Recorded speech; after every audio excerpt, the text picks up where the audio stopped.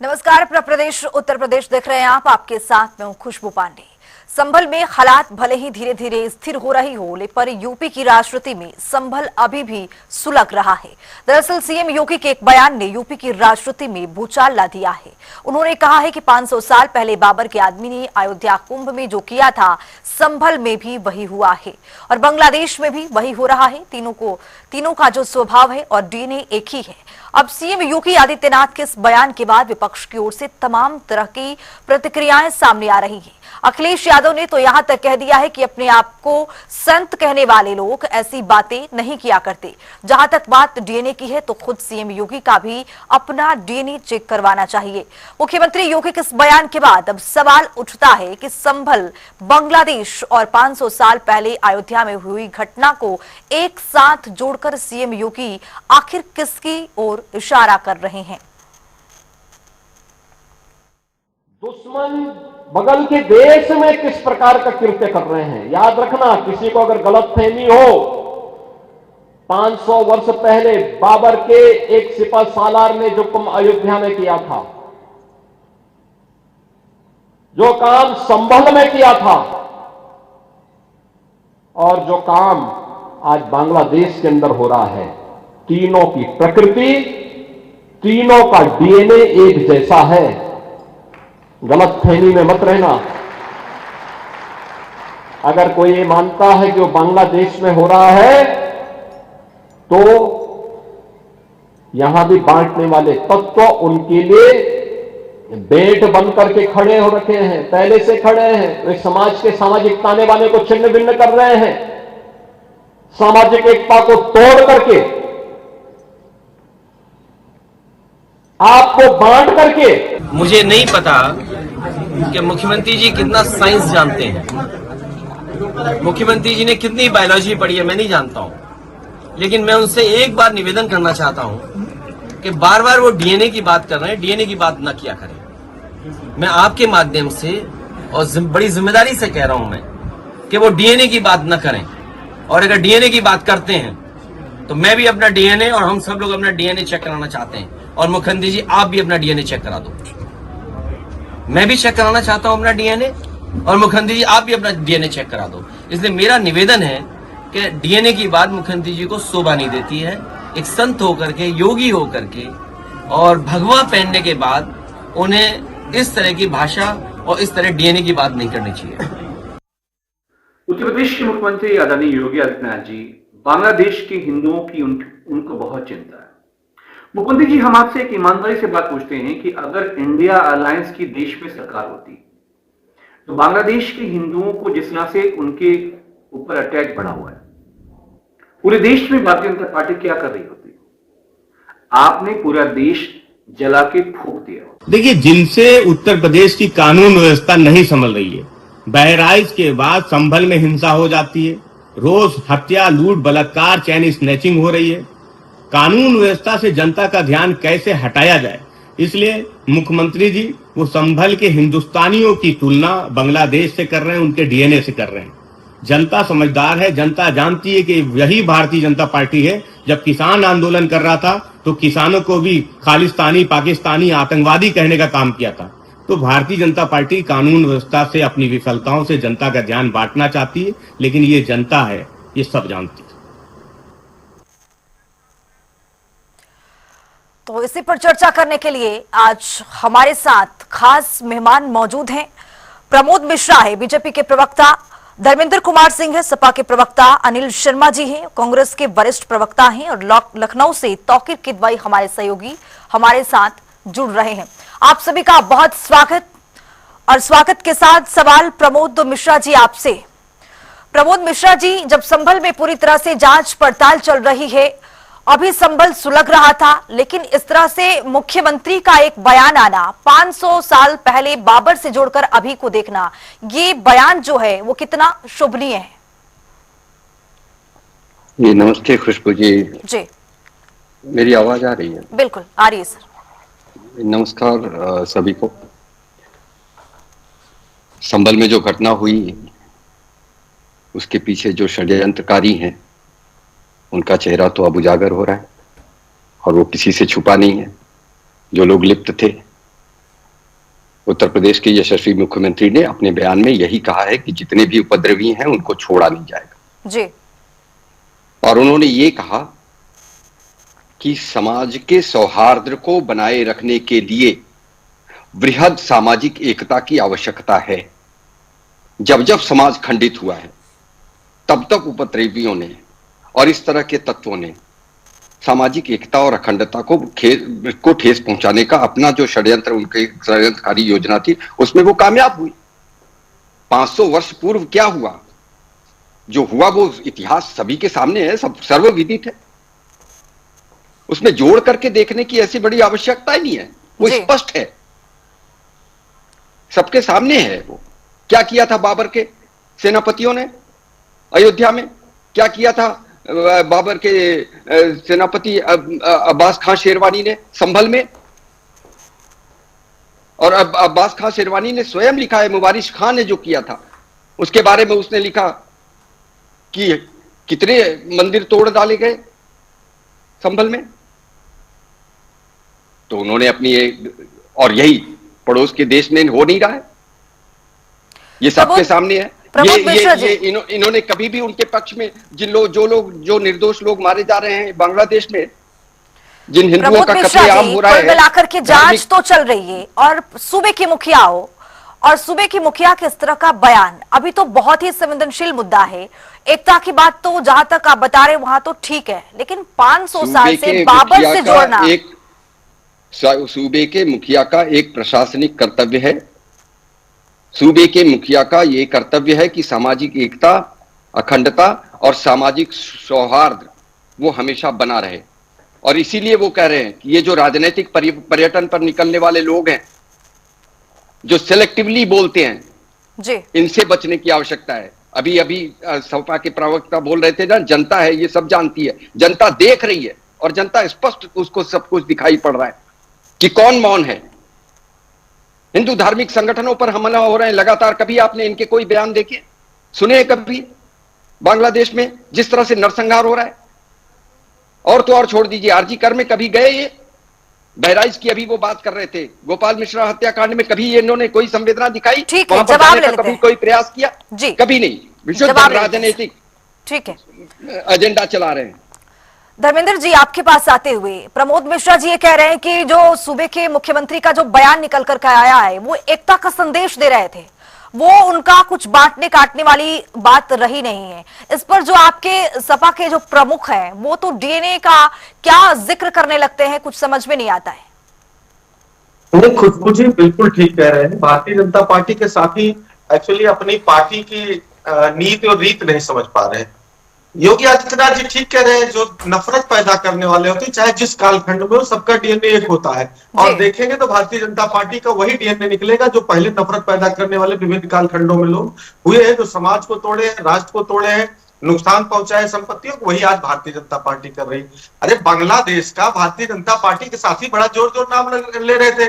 कम से कम अपने प्रधानमंत्री जी से कहिए, मोदी जी बांग्लादेश का एक बार नाम ले ले। क्यों नहीं जबान खुलती है? किसकी सरकार है? कौन बैठा है सत्ता में? किसकी जिम्मेदारी है? एक सरकार हिंदुस्तान में रही जिसने बांग्लादेश का निर्माण कराया, और एक सरकार यहाँ बैठी हुई बुज़दिलों की सरकार है जो नाम लेने में डरती है। क्यों नहीं प्रधानमंत्री जी नाम लेते? क्यों नहीं संसद बयान देते हैं? क्यों नहीं बड़ी बड़ी आग दिखाते हैं बांग्लादेश के प्रशासक को कि अगर एक भी घटना हुई तो ठीक कर दूंगा? हजारों हिंदू बॉर्डर पर आकर के भारत के तड़प रहे थे, हमको ले लीजिए। तब तो गृह मंत्री जी का सीना चौड़ा नहीं हुआ, मन बड़ा नहीं हुआ, दिल नहीं पसीजा। आप बात करते हैं मोदी जी के मित्र को एक बार क्यों नहीं कहते 20,000 मेगावाट की बिजली जो बांग्लादेश को दे रहे बंद करो? संभल पर आ जाइए धर्मेंद्र जी, संभल में बात कर लीजिए। बांग्लादेश पर लौटेंगे, अगर जवाब चाहिए तो ले लेंगे, लेकिन अभी आप संभल पर रहिए। और आप बिल्कुल नहीं, बांग्लादेश का नाम इन्होंने लिया, इनके नेता ने नाम लिया, तो बांग्लादेश पर अडानी की बिजली बंद कराएं। मोदी जी अपनी जबान खोले। आते हैं संभल पर। संभल में क्या हुआ साहब? संभल में तो पुलिस प्रशासन ने जो है आम जनता पर गोली चलाई। भड़काया किसने? दंगा कराया किसने? और आरोप 30 लगा रहे हैं। सच तो है वहां कोई दंगा ही है, कोई दंगा बढ़ाने का मूल कारण किया है तो वहां के स्थानीय प्रशासन ने राज्य सरकार के इशारे पर किया है। धर्मेंद्र जी, तो कार्रवाई राज्य सरकार को जिम्मेदारी लेनी चाहिए। धर्मेंद्र जी, हिंसा कैसे हुई? देखिए धर्मेंद्र जी, आपसे मैं जानना चाहूंगी, सुन लीजिए एक बार सवाल। धर्मेंद्र जी, हिंसा आखिरकार कैसे हुई? पहले गोली चली है या पहले पत्थरबाजी हुई है? एक लाइन में जवाब। खुशबू जी, हाँ नहीं खुशबू जी, पहले क्या हुआ? 19 तारीख को सेम डे एक रिट क्रिमिनल ट्रांसपेरेंसी के तहत एक सिविल सूट दायर होता है। सिविल सूट में यूनिवर्सल लॉ का जो सिद्धांत है वो ये है कि दोनों पक्ष को सुनने के बाद कोई निर्णय आना चाहिए। हम आए कल को कहें खुशबू जी का घर खुशबू जी का नहीं मेरा है, तो बिना आपका पक्ष जाने कोई न्यायालय आज तक कभी फैसला दिया हो तो इतिहास बताइए। और मैं बताऊं, अगर तो कोर्ट ने मान लीजिए चूक हो गई, मैं कोई उस पर आरोप नहीं लगा रहा हूं, कोई ऑर्डर हो गया तो कम से कम अगले दिन निर्वाचन था उसी जनपद में, और क्या जब प्रशासन अगर षड्यंत्र न होता तो यहाँ इसका मतलब तैयारी से बैठा था ना कि हम तुरंत जाएंगे उसको सर्वे करेंगे। अगले दिन निर्वाचन प्रशासन व्यस्त रहता है। लेकिन जी इतनी सवाल ये है कि एक बार नहीं 2 बार सर्वे की टीम तो कई बार सर्वे कर सकती है ना, ये तो आप भी मानते हैं ना कि सर्वे की टीम एक दिन में तो सर्वे होता नहीं है, वो तो आपको भी पता है सर कि सर्वे तो एक दिन में होना नहीं है ना। सर्वे के लिए तो 1 बार 2 बार टीम जाएगी। अब पत्थरबाजी कर दें, क्या उसका बात से कुछ निर्णय नहीं हो सकता? कोर्ट नहीं है, प्रशासन नहीं है, पत्थरबाजी एक इलाज है सर? नहीं साहब, बिल्कुल नहीं है। पत्थरबाजी बिल्कुल इलाज नहीं है। किसी को भी कानून को उल्लंघन नहीं कर रहे, सख्त विरोध कर, लेकिन पत्थरबाजी कराया किसने वही तो मैं आपको बताना चाह रहा हूं। देखिए पहले दिन सर्वे हुआ, शांतिपूर्ण हुआ, किसी ने विरोध नहीं किया, सरकार को हजम नहीं हुआ। उपचुनाव हुआ, उपचुनाव में देखा लोगों ने, लोगों का मत नहीं डालने दिया गया। अब उस पर चर्चा हो, उसको ढकने के लिए सरकार ने प्रायोजित तरीके से दोबारा जो है सर्वे के नाम पर दूसरे पक्ष को लेकर के बैंड बाजे लगाते हुए घुस गए और एक दूसरे पक्ष में अविश्वास की भावना पैदा हो गई। अब दूसरे पक्ष के कुछ लोग आए जब वहां बात करने, जो साक्ष्य है जिसके बात करने, तो डिप्टी एसपी ने बजाय बात करने के, वहां जो लोग थे बात कर रहे थे, नहीं सिंपल सी बात है, जैसे पिछली बार सर्वे हुआ वैसे इस बार हुआ। किसी ने अफवाह फैला दिया कि वहां तोड़ फोड़ हो रही, खोदा जा रहा है, तो वहां प्रशासन लोग कहना था अच्छा कुछ नहीं हो रहा, जैसे पिछली बार सर्वे था वैसे आज भी हो रहा है, कोर्ट के ऑर्डर पे हो रहा है, सब लोग मानो। लेकिन ये करने के बजाय प्रशासन ने उसको दबाने का प्रयास किया, लाठियां चलाई, खदेड़ने का काम किया और जिससे अफवाह फैली। इसका भी जवाब ले लेते हैं। सही बात कोई है, अपराधी कोई उसके पूरे घटनाक्रम में, तो वहां का स्थानीय प्रशासन जवाब ले लेते हैं। लेकिन अभी हमारे साथ अनिल शर्मा जी जुड़े हैं, कांग्रेस के प्रवक्ता हैं। अनिल शर्मा जी, जो आज मुख्यमंत्री की ओर से बयान निकल करके आया है, सपा प्रमुख को भी आपने सुना है, इस दोनों बयान को आप कैसे देख रहे हैं? जी खुशबू जी, हमने देखा कि भारतीय जनता पार्टी के उत्तर प्रदेश सूबे के मुखिया इतने बड़े सूबे को संभालने के बाद इस प्रकार भड़काऊ भाषण देते हैं। बड़ा ताज्जुब होता है, इनसे सरकार नहीं संभल रही है, प्रशासनिक व्यवस्था नहीं संभल रही है। ये तय करते हैं कि डीएनए किसका कैसा होगा। बाबर से तुलना करते हुए संभल और बांग्लादेश की तुलना करते मैं पूछना चाहता हूं उत्तर प्रदेश की सरकार से कि आखिर आपको कैसे मालूम कि इन सबका डीएनए एक है? क्या कहना चाहते हैं आखिर? डीएनए टेस्ट कराना तो फिर करवाइए ना डीएनए टेस्ट। कैसे तय करेंगे आप? उत्तर प्रदेश में आपको सांप्रदायिक सौहार्द बनाने की आवश्यकता है, उस वक्त में आप इस प्रकार के भड़काऊ भाषण देकर लोगों की भावनाओं से खेलने का काम कर रहे हैं। और जिस तरह से सपा प्रमुख का जो बयान आया है, अखिलेश यादव जी का जो बयान निकल करके सामने आया है, उस पर आपकी टिप्पणी क्या कहेंगे आप? देखिए बिल्कुल ठीक है, सब सारे लोग अपना अपना डीएनए टेस्ट कर रहे हैं, मालूम पड़ जाएगा किसका डीएनए क्या है।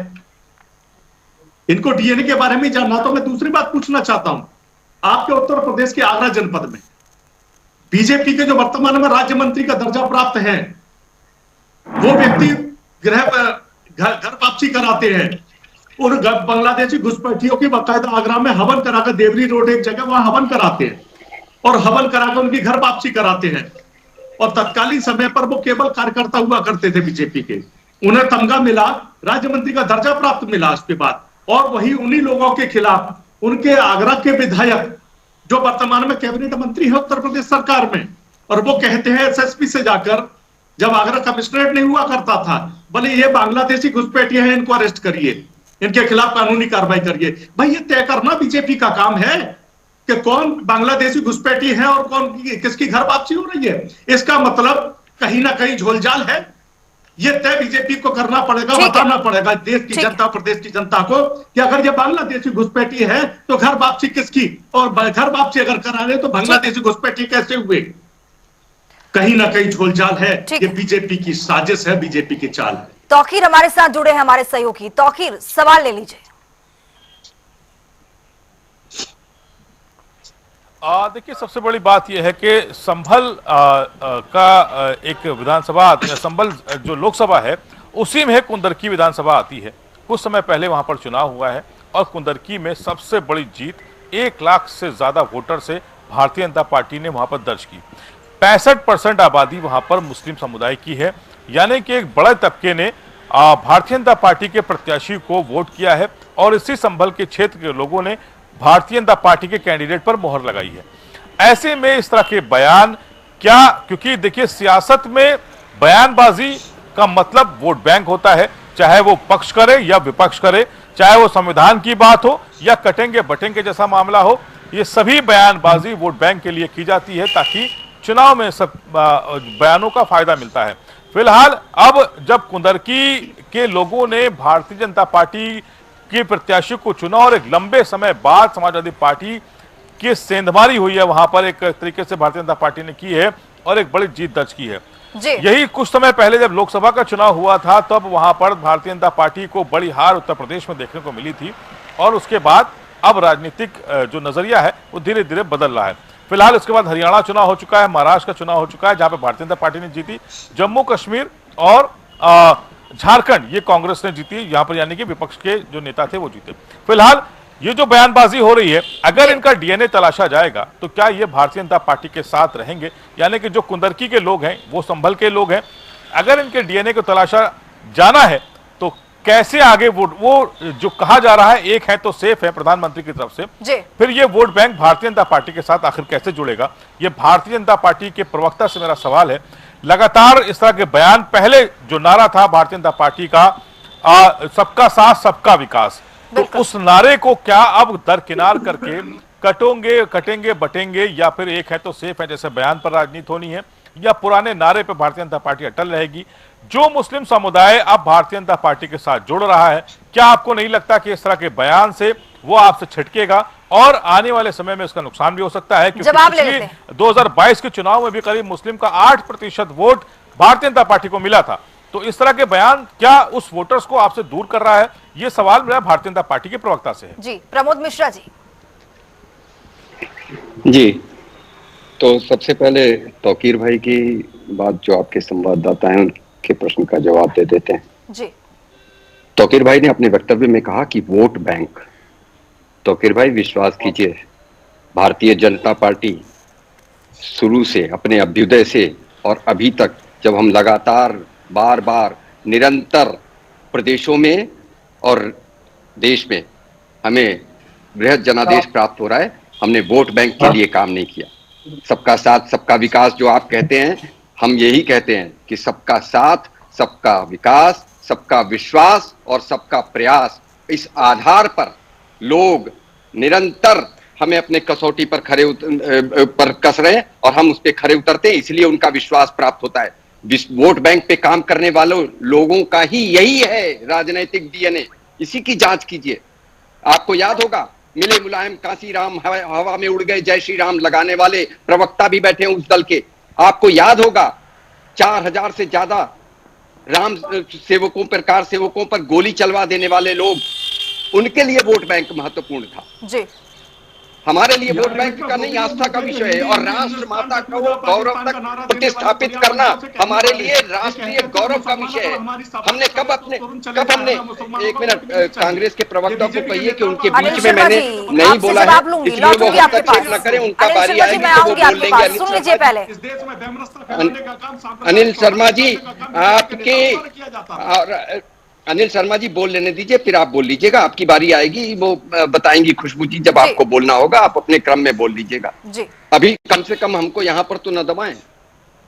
अभी इन्होंने बड़ी बात कही अनिल शर्मा जी ने कि डीएनए, राजनीतिक डीएनए की ही बात उसी संदर्भ में की जा रही है। इनकी एक बड़ी नेत्री श्रीमती इंदिरा गांधी पूरी कीजिए अपनी बात। बाबर की मजार पे, श्रीमती इंदिरा गांधी बाबर की मजार पर जाकर के उनका ये वक्तव्य है, एंड आई कोट, आप उठा करके देख लीजिएगा। उन्होंने कहा कि बाबर की मजार पर आकर के जैसा मुझे अनुभव हो रहा है वैसे मैंने अपने जीवन में कभी ऐसा अनुभव नहीं किया। आध्यात्मिक अनुभव हो रहा है। ये है राजनीतिक डीएनए इनका। वोट बैंक की राजनीति, ये सवाल का जवाब दें कि पिछले 70 वर्षों में मुस्लिम वर्ग जिसकी ये बात करते हैं वो पीछे क्यों रह गया? वो आज भी अपने अधिकारों को, एक बड़ा वर्ग अपने अधिकारों की प्राप्ति के लिए संघर्षरत है। इन्होंने क्या उत्थान किया? गरीबी हटाओ का नारा लगाने वालों ने गरीबी को किस तरह से गरीबों को कुचल कर रख दिया। इनसे हमको सीखना है राजनीतिक डीएनए इनका जरूर देखना चाहिए कि इनके कर्म क्या है, इनके कुकर्म कैसे रहे हैं। कल आपने संसद में देखा होगा, अखिलेश जी संसद धर्मेंद्र कुमार सिंह जी से जवाब ले लेते हैं। धर्मेंद्र जी, जिस तरह से सपा के डेलीगेशन जा रहा था वहां पर संभल में मुलाकात करने के लिए, क्या लगता है कि उस मुलाकात से जो स्थिति थी वो अनिल शर्मा बिगड़ी जी थी? देखिए परेशान हो गए, वो लगातार धर्मेंद्र जी, आवाज मिल पा रही है आपको? बिंदु नहीं है बोलने का। तो सुनते रहेंगे क्या, बर्दाश्त करेंगे? खुशबू जी, जिस तरह अनिल शर्मा जी, सुन लीजिए एक बात। करना पड़ेगा आपको, क्योंकि आपको सुनना भी पड़ेगा और समझना भी पड़ेगा। बोलिए धर्मेंद्र जी, बोलिए। सुन लीजिए, आप रोक रहे हैं हम लोगों को। डायरेक्ट एक्शन सब दिन नहीं रहती, धमकी मत दीजिए। बैठिए बैठिए, आप इसको यहाँ अनिल शर्मा जी सुन लीजिए, प्रमोद मिश्रा जी जवाब सुन लीजिए, जवाब सुन लीजिए एक बार। जी बोलिए। सरकार क्यों नहीं जाने देना चाहती है?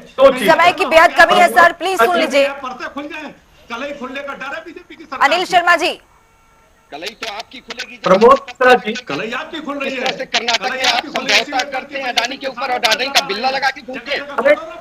समय की कमी है, आप सभी मेहमानों से मैं माफी चाहूंगी। आप सभी का जनता टीवी पर जुड़ने के लिए बहुत बहुत शुक्रिया और इस चर्चा का हिस्सा बनने के लिए आपका बहुत बहुत धन्यवाद। तो वक्त यहाँ पर छोटा सा ब्रेक का है, फौरन होंगे हाजिर, रहिए हमारे साथ।